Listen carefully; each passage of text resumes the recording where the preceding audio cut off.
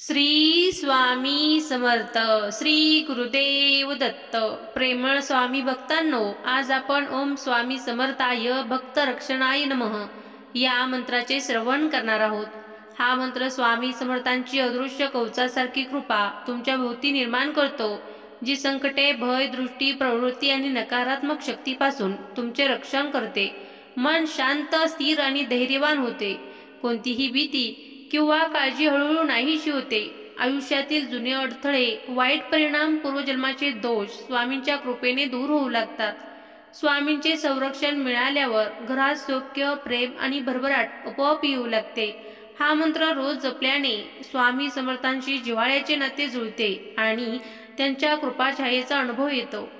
एकदा हा मंत्र ऐकून बघा. स्वामी स्वतः तुमचे रक्षण करतील आणि तुमच्या आयुष्यातील प्रत्येक वाईट क्षण दूर नेतील. आजपासून तुम्ही एकटे नाही, स्वामी समर्थ तुमच्या सोबत आहेत. चला तर मग या मंत्राची अनुभूती आलेली कथा आपण श्रवण करूयात. अक्कलकोटमध्ये एक गरीब शेतकरी राहत होता. दिवस रात्र मेहनत करूनही त्याच्या घरात नेहमीच संकट येत असे. एकदा त्याच्या शेतावर टोळधाड आली.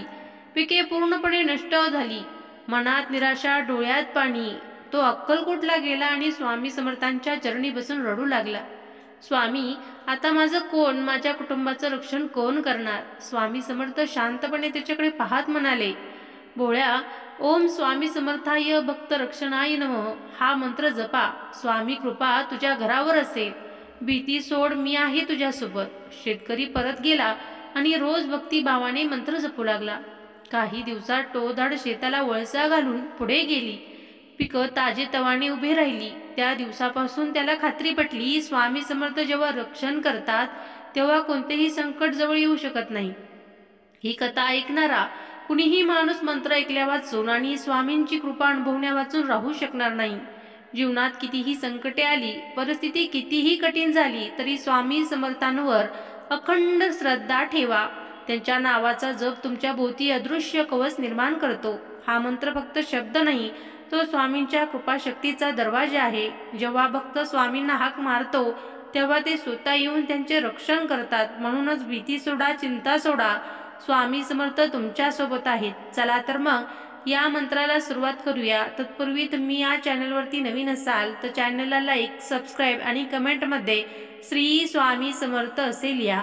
ओम स्वामी समर्थाय भक्त रक्षणाय नमः.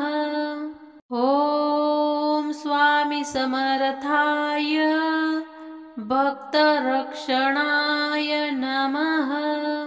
ओम स्वामी समर्थाय भक्त रक्षणाय नमः. ओम स्वामी समर्थाय भक्त रक्षणाय नमः. ओम स्वामी समर्थाय भक्त रक्षणाय नमः. ओम स्वामी समर्थाय भक्त रक्षणाय नमः. ओम स्वामी समर्थाय भक्त रक्षणाय नमः. ओम स्वामी समर्थाय भक्त रक्षणाय नमः. ओम स्वामी समर्थाय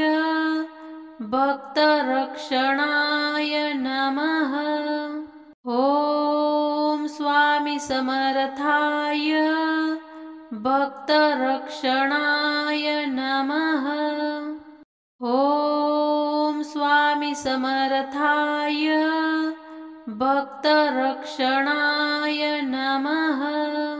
ओम स्वामी समर्थाय भक्त रक्षणाय नमः. ओम स्वामी समर्थाय भक्त रक्षणाय नमः. ओम स्वामी समर्थाय भक्त रक्षणाय नमः. ओम स्वामी समर्थाय